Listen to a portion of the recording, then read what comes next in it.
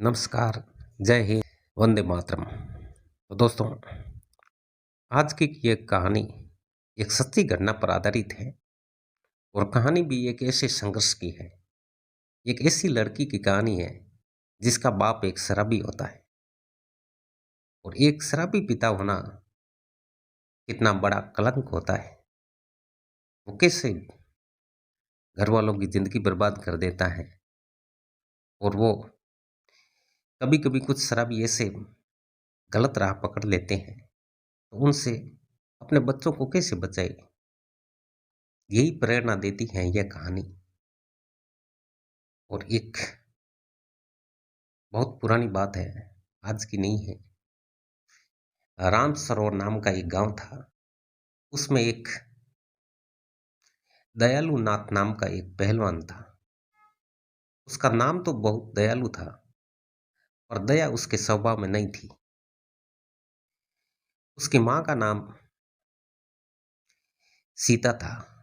उसने मेहनत मजदूरी करके दयालु नाथ को पाल पोस कर बड़ा किया। वह बेटा जो कि 10 वर्ष बाद बड़े ही मन्नत से पैदा हुआ था।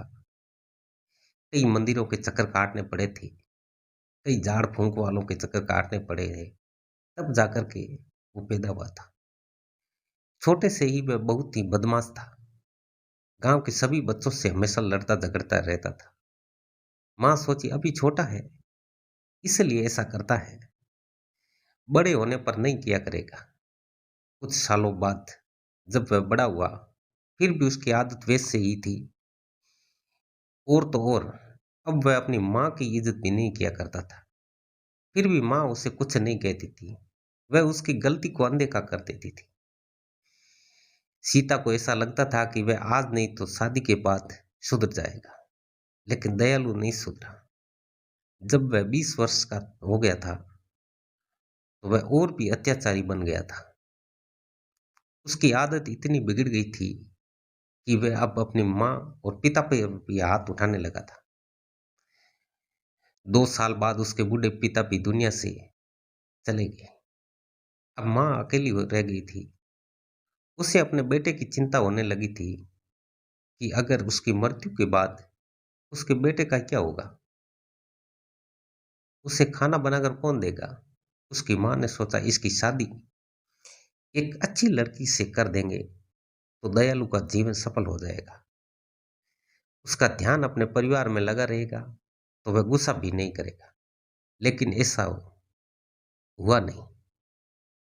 शादी के बाद तो वह और भी बिगड़ गया और उसकी पत्नी तथा सास, जो कि 2 दिन के लिए अपनी बेटी के घर पर मिलने आई हुई थी, उसे भी एक दिन दयालु ने शराब के नशे में आकर के मारा और गाली गलौज किया।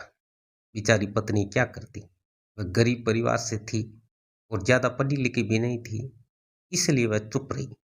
कुछ महीनों बाद उसकी बूढ़ी माँ की भी मृत्यु हो गई।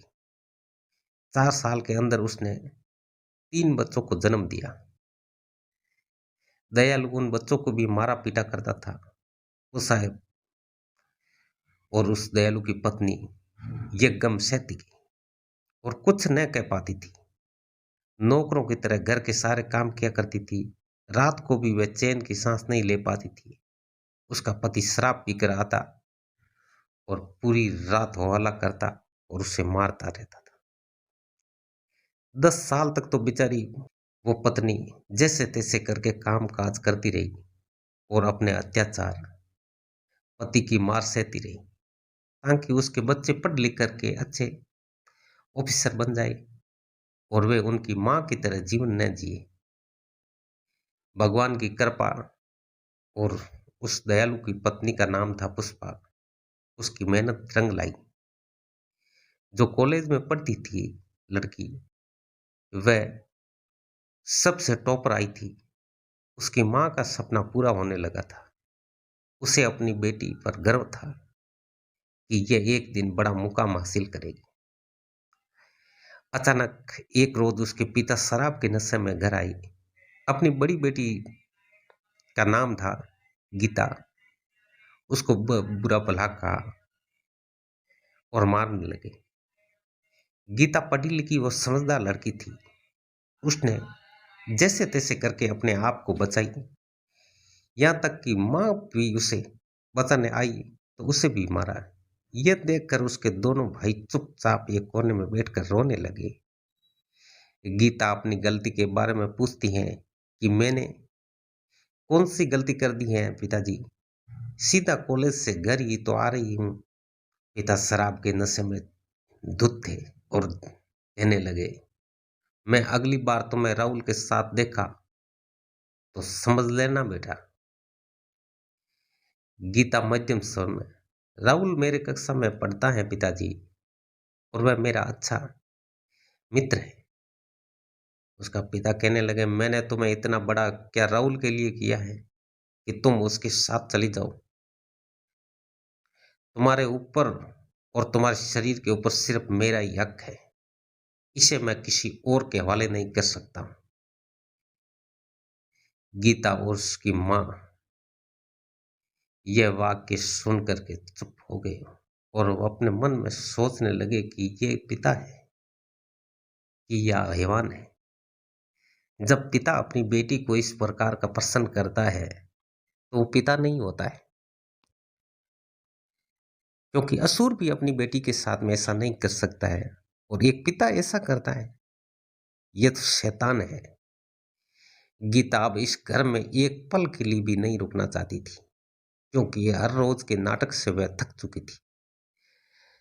आज तो उसके पिता ने इंसानियत की हद भी पार कर दिया था। अब उसे पिता नाम से भी घृणा होने लगी थी।